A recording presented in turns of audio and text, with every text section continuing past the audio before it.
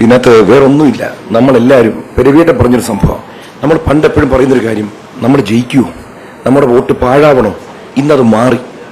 ജയിച്ചേ പറ്റൂന്ന് എല്ലാവർക്കും തോന്നി തുടങ്ങി. കാരണം വോട്ട് കൃഷ്ണകുമാർ നല്ല തരുന്നത്, വോട്ട് നരേന്ദ്രമോദിയുടെ വികസനത്തിനാണ്. അപ്പൊ എനിക്ക് പറയാനുള്ളൊരു വിഷയം എന്ന് വെച്ച് കഴിഞ്ഞാൽ, നമ്മൾ ഈ അടുത്ത കാലത്ത് കണ്ട 3 തെരഞ്ഞെടുപ്പുകൾ, മധ്യപ്രദേശ്, രാജസ്ഥാൻ, ഛത്തീസ്ഗഡ്, അന്ന് എല്ലാവരും പറഞ്ഞു മധ്യപ്രദേശ് നമ്മൾ ഷുവറായിട്ട് ജയിക്കും, പക്ഷേ രാജസ്ഥാൻ സംശയമാണ്, ഛത്തീസ്ഗഡ് കോൺഗ്രസ് ജയിക്കും എന്ന് പറഞ്ഞിരുന്നത്. അവിടെയാണ് നരേന്ദ്രമോദിജിയുടെയും സംഘത്തിന്റെയും ബലം കാണിച്ചത്. കുറച്ചു നാളായിട്ട് നമ്മൾ കണ്ടെത്തുന്നൊരു സംഭവം എന്ന് വെച്ച് കഴിഞ്ഞാൽ, നമ്മളിലോട്ട് ഇസ്ലാം വിശ്വാസികളും ക്രിസ്ത്യൻ വിശ്വാസികളും വോട്ട് ചെയ്യുന്നുണ്ടെങ്കിലും ഏറ്റവും അൺപോൾഡ് വോട്ട്സിന്റെ എണ്ണം എടുക്കുമ്പോൾ, അതായത് പോൾ ചെയ്യാതെ വരുന്ന, അതായത് നോട്ടേ ഒന്നുമില്ല പോളിംഗ് ബൂത്തിലോട്ട് വരാതിരിക്കുന്നവർ ഹിന്ദു വിശ്വാസികളാണ് വോട്ട് ചെയ്യാതിരിക്കുന്നത്. എവിടെ നോക്കിയാലും വലിയൊരു ശതമാനം അൺപോൾഡ് വോട്ട്സ്.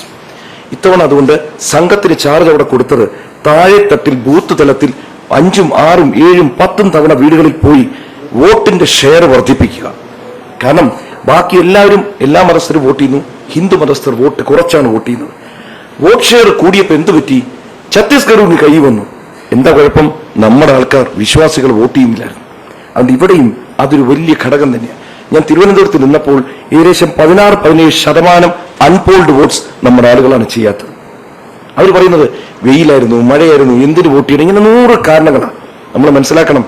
എല്ലാവരും പറയാം 5 കൊല്ലമാണ് പാഴാവുന്നത്. 5 അല്ല, ഇന്ന് നാടിന്റെ ദുർഗതി വന്നത് 60-70 കൊല്ലം മുമ്പ് കാണിച്ച ആ മടിയാണ്. അപ്പൊ നമ്മളെല്ലാവരും ഇന്നിപ്പോൾ ഇവിടെ വന്നിരിക്കുന്നു. എല്ലാവരും തിരക്കുള്ളവരെ നിങ്ങൾ ഈ ചൂടത്ത് നിന്നിട്ടും സമയം കണ്ടെത്തി വന്നിരിക്കുകയാണ്. എനിക്കും എന്റെ രാഷ്ട്ര നിർമ്മാണത്തിന്റെ ഭാഗമാകണം എന്ന് വിചാരിച്ച് കൊച്ചു കുട്ടികൾ വരെ വന്നിരിക്കുക. അപ്പൊ ഈ ഒരു സ്പിരിറ്റ് വന്നതിന്റെ ഒരേ ഒരു വ്യക്തിയാണ് എന്റെ കാരണം, ശ്രീ നരേന്ദ്രമോദി. കാരണം ഈ വികസനം വാക്കുകളിൽ ഒതുങ്ങേണ്ടതല്ല, നമ്മൾ വീഥികളിൽ കാണിച്ചു കൊടുക്കേണ്ടതാണ്. അതാണ് വേണ്ടത്. ഇന്ന് തന്നെ ഇവിടെ കടപ്പുറത്തൊരു വിഷയം നടക്കുന്നു. എല്ലാവരും പറഞ്ഞ് അങ്ങോട്ട് പോകരുത്, അവരങ്ങനെ ചെയ്തോളൂ, ഇങ്ങനെ ചെയ്തോളൂ.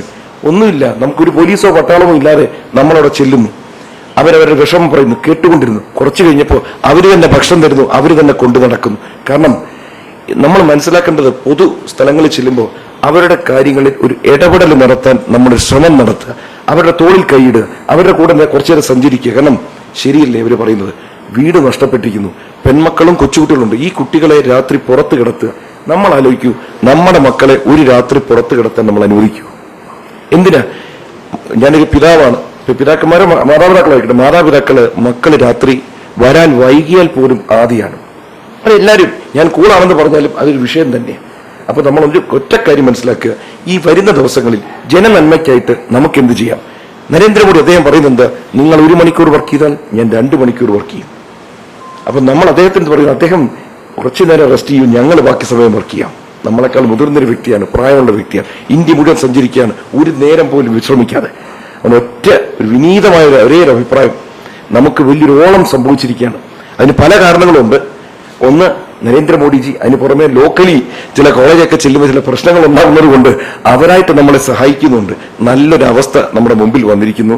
ദയവായിട്ട് ഞാൻ 2 ഇരു കൈകളെടുത്ത് നിങ്ങളോട് അഭ്യർത്ഥിക്കുകയാണ്, വരും ദിവസങ്ങളിൽ ഇതേ ആവേശത്തോടെ 26-ാം തീയതി വരെയും നമ്മൾ പരിശ്രമിച്ചാൽ നമ്മൾ സ്വപ്നം കാണുന്ന ഒരു വിജയം, ഒരു അട്ടിമറി വിജയം ഇവിടെ ഉണ്ടാകുമെന്ന് പ്രതീക്ഷിക്കുന്നു.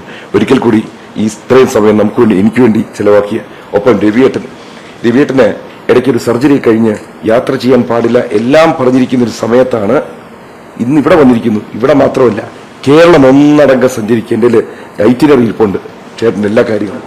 അതുകൊണ്ട് ഇദ്ദേഹം ഇത്രയും താല്പര്യം എടുത്തിങ്ങനെ വരുന്നു. അദ്ദേഹത്തിന്റെ പട്ടാളത്തിന്റെ ഇതുണ്ട്, പെൻഷനുണ്ട്, ഉഗ്രൻ പെൻഷൻ, നല്ല സ്വത്തുണ്ട്, ആസ്തിയുണ്ട്. ചുമ്മാ വീട്ടിൽ കിടന്ന് ഇറങ്ങിയാൽ മതി.